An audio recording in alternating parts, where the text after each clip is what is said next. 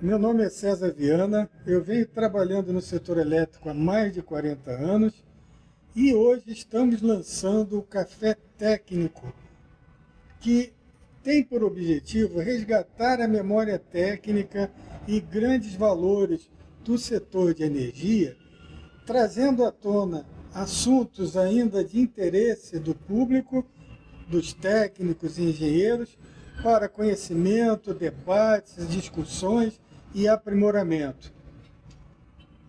Nesse primeiro Café Técnico, nós convidamos Aníbal Veloso, que é um profissional que trabalhou na Light por mais de 55 anos, iniciando como aprendiz de eletricista e chegando a assessor de diretoria na empresa.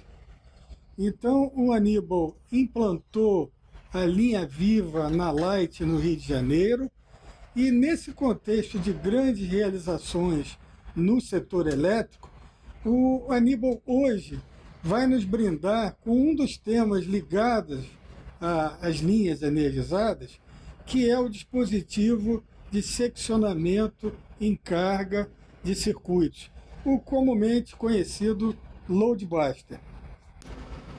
Meu nome é Aníbal Veloso. Ainda muito garoto, comecei a trabalhar na Light aos 14 anos, onde a empresa tinha um convênio junto com o Senai e que isso me proporcionou profissionalmente desenvolver alguns projetos, dentre eles a linha Viva, que nós implantamos em 71, contato direto e à distância, e que foi um sucesso efetivamente para o setor elétrico. E hoje nós estamos aqui justamente para nós conversarmos um pouco que nós tínhamos dificuldade de operar nossas linhas energizadas sem que houvesse um arco elétrico que pudesse vir o eletricista sofrer um acidente.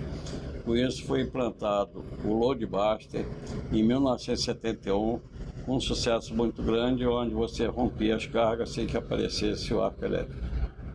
Com ele, veio proporcionar uma vantagem muito grande para a empresa, É um equipamento portátil, de fácil manuseio, para operar chaves monofasicamente, E com isso, evitamos de desligar uma linha toda, onde, muitas vezes, 15 mil clientes ficariam desligados até se fazer a manobra para poder novamente entrar com a linha. Deixa eu servir um cafezinho aqui por Aníbal, que é o nosso Café Técnico, Aníbal, eu estou muito satisfeito de estar fazendo esse Café Técnico com você, porque eu tenho certeza que, por estar trabalhando tantos anos na segurança do trabalho e você tantos anos na Light, e nós sempre, de certa forma, juntos, isso indica, no meu entendimento, que nós dois sempre buscamos a questão do trabalho seguro. Às vezes a gente não é muito entendido, eu sou um cara que dizem que eu sou muito chato, você também às vezes é uma pessoa rigorosa, mas eu entendo que você também tem esse objetivo do trabalho realizado. O trabalho seguro é o trabalho realizado corretamente. E não somente falarmos de segurança do trabalho e o trabalho separadamente. O que a gente vai começar a discutir aqui, Aníbal, é a execução do trabalho com a segurança integrada nele. É o trabalho correto. O que você acha? Isso aí não é uma boa? Vamos tomar o nosso cafezinho? Cezinha, realmente tudo que você falou, eu assino embaixo. Porque todo trabalho seguro não quer dizer que vai se ter perda de tempo. Muito pelo contrário, nós vamos ter um ganho muito grande, Sempre que vai fazer qualquer trabalho, você tem que começar pela tua APR, Análise Preliminar do Risco, E se você faz uma análise preliminar do risco de forma correta, cada vez nós vamos afastar mais o acidente do nosso eletricista. Imagina, Aníbal, você conduziu equipes de linha viva por mais de 30 anos, sem nenhum acidente, não é verdade isso? É porque o trabalho era feito de forma segura, né? Sim, foram 0 acidentes ao longo desse tempo, porque nós temos uma preocupação muito grande de preparar os nossos funcionários da melhor forma possível, ministrando treinamento até na própria sessão, né? Antes que eles fossem fazer qualquer trabalho para evitar, de fato, o risco do acidente. Gente, eu fui testemunha disso, de ver todas as sessões que o Aníbal gerenciou, divisões, todas as áreas que ele passou, sempre tinha os postezinhos pequenos, sempre tinha treinamento, sempre tinha ensinamento ao trabalhador, e isso daí a gente sabe que é fundamental. E até o espírito desse café técnico é esse.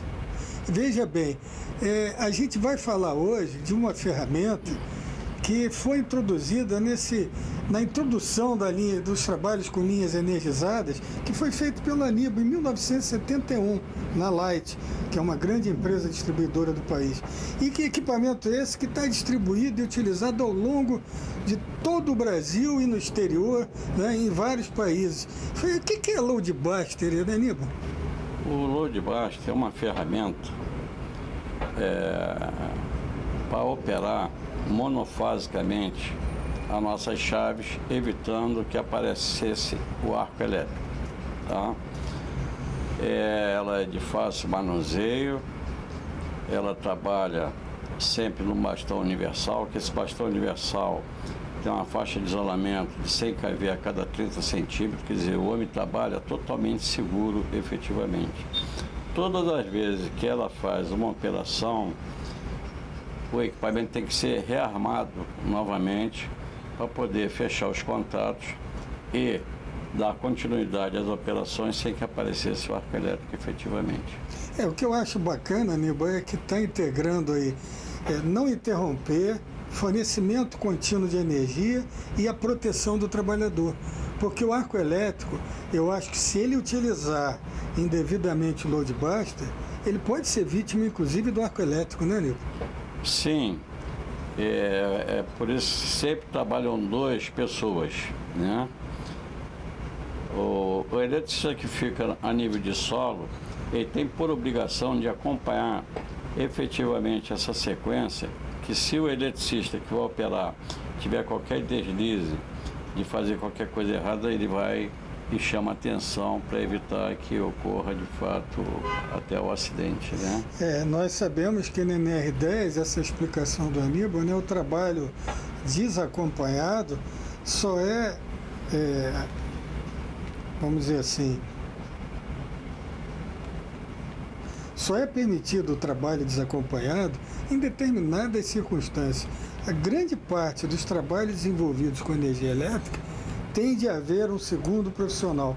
E veja que nesse caso, o load buster, deixa eu tomar mais um cafezinho, que a garganta está seca, Aníbal. Ele sendo um equipamento importante, que requer técnica para a utilização, tem que ter uma pessoa ao solo para observar, atento, que também tenha condições de operar esse equipamento, né? César, porque é fundamental ter essa pessoa.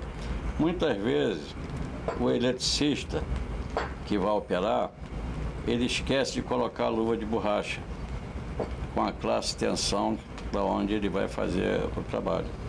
E se ele esquece de colocar, o eletricista que está a nível de solo chama atenção que muitas vezes ela está na bolsa, no balde, né?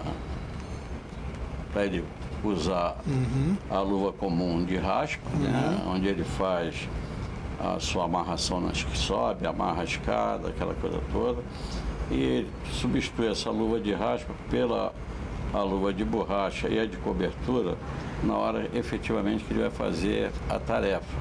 Vocês vejam que interessante, né? Nós temos um bastão universal que tem um isolamento de 100 kV por cada 30 centímetros de sua seção, mas ainda tem uma proteção de retaguarda, que é a utilização de luvas isolantes de acordo com a classe de tensão e recobertas por luvas de napa ou vaqueta, chamadas luvas de cobertura propriamente ditas, que exatamente vão proteger a luva de borracha de qualquer trincar, riscar, furo, coisas desse tipo. E aí, na falha do bastão, numa passagem de corrente, ele tem uma segunda cadeia de proteção, uma segunda barreira de proteção. É isso, Aníbal? É isso mesmo, Cezinha, porque num descuido ela pode ser furada, e se ela é furada, obviamente o risco é iminente, né, de ter vocês uma já passagem viram que é difícil, né, Aníbal? Nós estamos com a dificuldade, que a gente está querendo falar do load basta, mas tem tanta coisa importante, já falamos das luvas, agora você já está me puxando para lembrar que antes de utilizar a luva, ele tem que fazer o teste, né, inicial, insuflar a luva para ser utilizada, porque ela não pode estar furada, porque ela é uma luva isolante, né? Mas vamos tentar agora focar no Load Buster. Quer dizer que o Load Buster é um equipamento que vai permitir desligar menos, uma porção menor dos consumidores, ele vai dar segurança ao trabalhador. Como é que é utilizado o Load Buster, Aníbal? Como nós falamos, o load buster, obviamente, quando ele vai ser colocado em ação, a primeira coisa é os eletricistas verificar o estado de conservação do equipamento. Ele deve ser colocado no bastão, já na posição armado, né? É passado para o eletricista que vai fazer a operação, mesmo ele sabendo que o eletricista de solo, ele verificou se estava armado, ele vai e confirma efetivamente. Como é que é confirmar? Ele vai segurar com uma das mãos no bastão e com a outra mão ele vai verificar se ele está realmente armado. Tem uma pressão de uma mola que identifica efetivamente que ele está armado. Ele aí, obviamente, vai subir com a vara de manobra até chegar com a peça. Ele tem uma âncora, que essa âncora ela é fixada naquele gancho da chave de faca, sempre na posição vertical de trabalho, tá? É a posição correta de trabalho. E aquele fecho, ele efetivamente vai entrar naquela argola que tem na lâmina da chave de faca. Feito isso, o que nós estamos percebendo? Todos os contatos estão refeitos pelo load buster.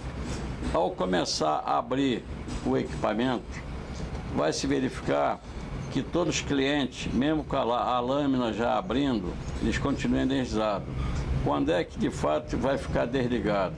Quando ele vai perceber que ao ir puxando o bastão, vai chegar num ponto que vai haver um barulho de um estalo, onde aquele barulho identifica que foi operado efetivamente o equipamento e não houve o arco elétrico, e sim o desligamento do trecho. Ele aí o que vai fazer? Já que ele vai levantar um pouco o bastão para retirar o quê? Aquela meia-luazinha que nós colocamos em cima no gancho, para retirar, trazer a lâmina até 90 graus, dar um giro de fato com o bastão, ele vai se desprender da lâmina, ele vai descer e vai rearmar novamente o equipamento para dar sequência nas outras chaves. Agora esse equipamento ele tem um contador de utilização dele, né, Diego? Existe load buster com esses contadores e ainda existe muitos load buster que não tem os contadores, que se vieram modificando com o tempo efetivamente, né? Aquele contador é justamente para eles se monitorarem, para chegar a um ponto crítico de 500 operações e já começar a se fazer uma manutenção. Então é um indicador já para a manutenção preventiva, né? O que ocorre? Aqueles que não têm o contador, ele vai chegar um momento, que vai aparecer um ruído diferente do habitual, que é um indicativo que está no momento de se fazer a manutenção. É evidente que o Load Buster é um equipamento prático, ele não é tão caro para a finalidade dele, né? No dia a dia, quando se adquire um Load Buster, mas para ele durar, né? Ele tem que ter a manutenção adequada, né? E esse contador deve ter muito Load Buster ainda no setor elétrico sem o contador. Mas esse contador é uma maneira de controlar esse número de operações, né? Matematicamente, a fim de que a gente possa ter mais seguro, né, a sua utilização. Sim, o controle que se faz efetivamente nos que não tem o contador é se fazer uma tabelinha onde ela fica presa na tampa do estojo que você guarda o equipamento, o rapaz ir botando um X, né, para chegar no momento que ele veja também, independente daquele barulho habitual. O interessante é que vocês vejam, né, ao longo da evolução do próprio Load Buster, né, hoje ele tem amortecedor, ele tem contador, então o eletricista foi utilizando, você implantou o Load Buster, ele vem se aprimorando a cada dia, né, e mesmo assim requer um bom treinamento. É evidentemente que nós entendemos que o trabalho seguro é aquele trabalho que é bem planejado, o Aníbal falou aí na PR, é um trabalho que é bem supervisionado, é um trabalho desenvolvido por profissionais bem treinados e que tenham reciclagem desse treinamento, que sejam constantemente reciclados e supervisionados, que voltem ao centro de treinamento para rever determinadas práticas, ou seja, é um próprio PDCA, é fazer, agir, ver o resultado, corrigir, melhorar, aprimorar. É aquele famoso ciclo de melhoria contínua. Evidente que tendo os equipamentos e normas adequados para a realização dos trabalhos. É isso, Aníbal, o teu pensamento também? Ô César, está perfeito, porque se não tiver um bom treinamento, uma boa preparação, haja load baixo para poder trabalharmos, né? Sempre que vai iniciar qualquer tipo de atividade, onde vai envolver bastões, vai envolver o equipamento, ele deve ser sempre colocado a nível de solo, sobre uma lona, para evitar o atrito com o solo, né? No momento que vai guardar, ele guardar em estojo próprio, para evitar também que ele venha se danificar. Todo o material deve ser armazenado fora do alcance de alguns materiais pontiagudos, que possa vir danificar também, né? E uma coisa que é interessante, e que isso tem pouco tempo que nós precisamos fazer, que é justamente o profissional, ao iniciar uma tarefa, ele preparar a linha de vida.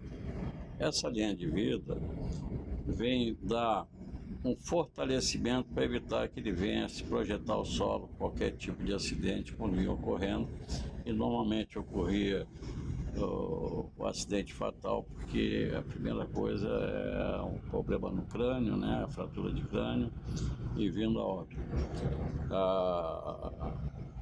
A linha de vida dá uma sustentação muito boa. Mesmo ao subir, ele já colocou já, né, o trava-queda dele na linha de vida, e tem uma pessoa embaixo a nível de solo segurando a escada para evitar dela vir se projetar também ao solo. Ele sobe, quando ele vai amarrar a escada, ele está seguro pelo trava-queda na linha de vida, coisas que antes nós não tínhamos. Não quer dizer que esse equipamento vai atrasar o serviço, muito pelo contrário, ele bem preparado, essa linha de vida já vai amarrado na escada, né? E a perda de tempo é mínima. O Aníbal me deu um gancho aqui, gente, porque a gente costuma falar no Brasil como campeão de acidente, como sempre coisas piores acontecendo aqui, E eu queria dizer o seguinte, que vários países mais adiantados, inclusive Estados Unidos, Aníbal, eles reconheceram a vestimenta de proteção contra o arco elétrico como EPI, depois do Brasil já tê-la reconhecido. Várias medidas, como a linha de vida, muitos países ainda do exterior não utilizam a linha de vida. Então o Brasil, ele está na frente em muitos passos no nosso entendimento. Eu queria agradecer, o espírito desse café vocês já entenderam, é dar uma mensagem prática, rápida, e a gente quer agradecer ao Aníbal esse tempo que ele destinou aqui conosco nessa entrevista, agradecer a vocês que tiveram a força de aguentar esse bate-papo. Enfim, muito obrigado a todos.